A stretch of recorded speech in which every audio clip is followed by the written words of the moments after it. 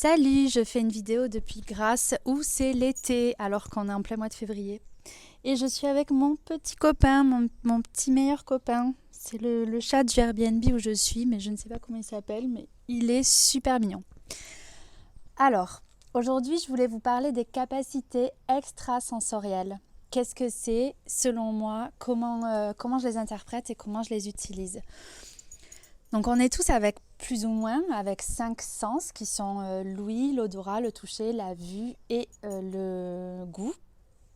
Donc généralement on est plus ou moins avec ces sens-là, à moins qu'on ait eu un accident de parcours qui fait qu'on ait un ou plusieurs sens diminués et auquel cas c'est les autres qui prennent le relais. Donc ça c'est ce que je vais appeler les sens externes. Après tous ces sens-là, on les a en interne et c'est des sens qui sont des capacités extrasensorielles. Donc, comment ça va se traduire? Donc, par exemple, l'ouïe, ça va être la clairaudience. L'odorat, ça va être la clairolfaction. La vue, ça va être la clairvoyance. Le goût, je ne sais pas comment ça s'appelle. Et le toucher, ça va être la clairsentience ou le clair-ressenti. Donc ces sens-là, en fait, c'est des sens on est tous avec ces capacités-là sensorielles.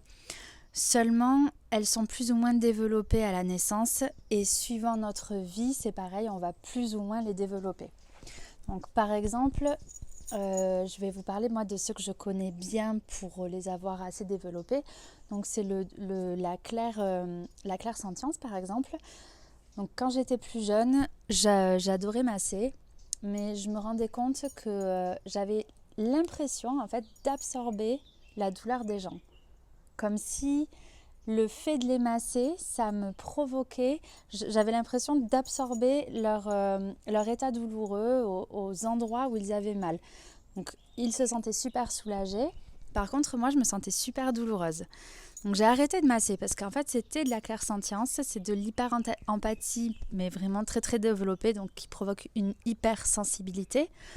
Et ne sachant pas très bien le gérer, j'ai préféré complètement le mettre de côté. Donc du coup, j'ai complètement arrêté de masser les autres personnes. J'ai complètement arrêté d'essayer de me connecter à eux parce que ça me parasitait trop.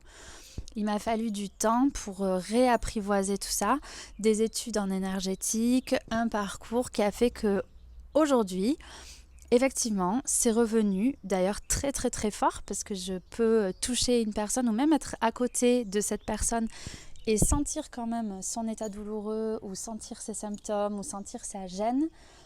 En revanche, j'arrive à très bien le gérer parce que j'ai plus du tout l'impression d'absorber quoi que ce soit ou de lui donner quelque chose de moi.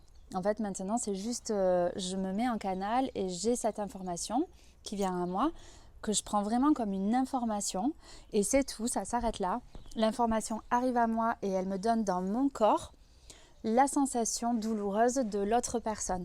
Mais par contre, cette information arrive et repart comme elle est venue, plus ou moins rapidement. Des fois, ça peut prendre un petit peu de temps si la douleur est très très forte ou si la connexion avec la personne est très forte. Mais sinon, cette information repart. Et donc, non seulement ça me donne l'information de où la personne a mal, mais ça va me donner aussi, je ne peux pas l'expliquer, mais ça va me donner aussi là où l'énergie est un petit peu bloquée et où est-ce que je vais devoir aller appuyer avec mes doigts pour débloquer un peu ce trop-plein d'énergie, ce blocage et pour pouvoir permettre à l'énergie de recirculer de façon correcte et de détendre la zone, libérer le blocage. Donc voilà, ça c'est ma façon d'exploiter le clair ressenti.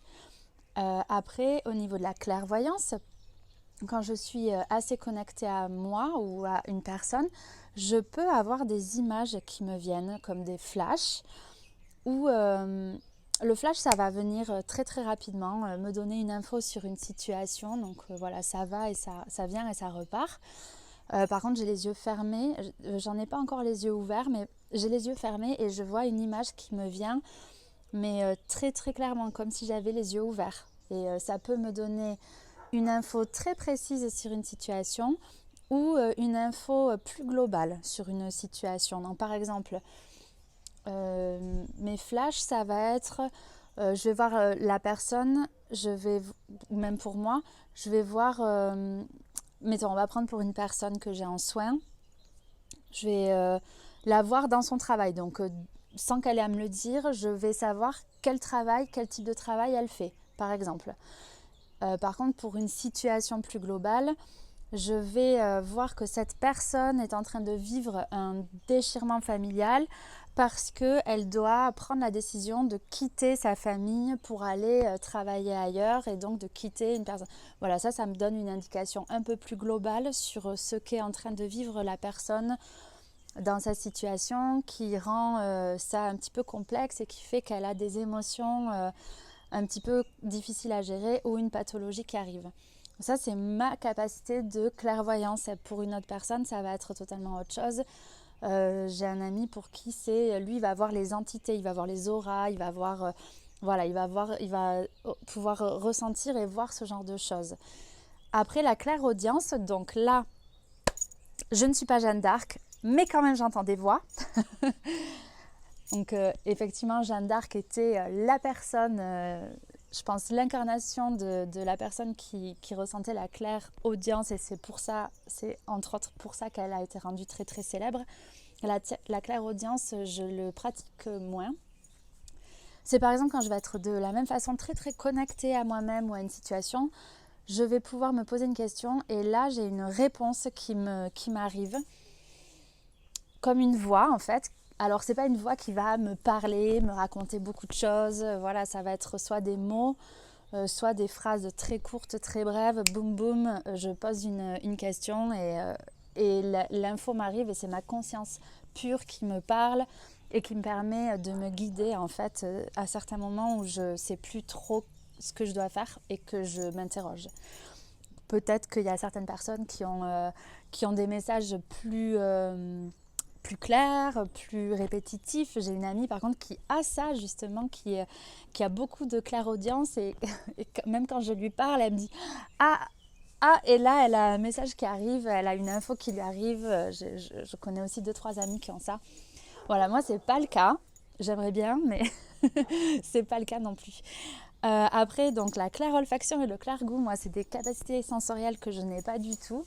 Mais je connais aussi des personnes qui l'ont et c'est assez, c'est pareil, c'est une info qui leur arrive, soit de goût, soit d'odeur, qui vont pouvoir être très très claires pour eux, pour leur permettre de comprendre une situation qu'on ne voit pas en fait. Tout ça, c'est des sens internes qu'on a en nous, qui sont directement reliés à notre conscience et à notre intuition.